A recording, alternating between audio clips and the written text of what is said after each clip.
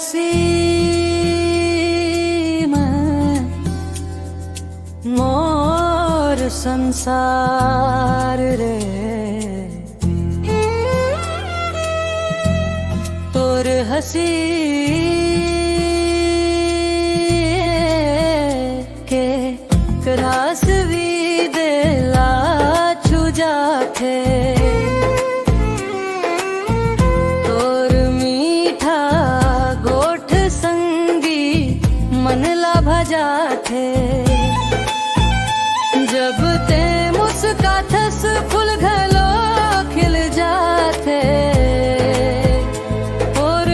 सुर ताले भोर हर सज जाते धीरे धीरे आवस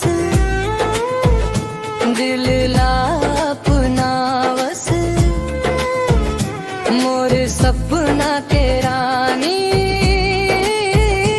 मायावर मुस्कावस तोर हसी मोर संसार तोर माया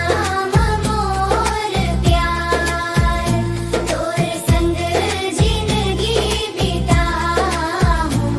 रही वो जन्म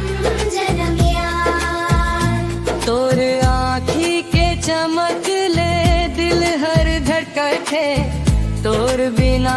मोला कुछो नहीं सुहाते महुआ के डारी में कोयल गीत गावे तोर नाव सुन के दिल हर मुस्कावे बरखा के बूंद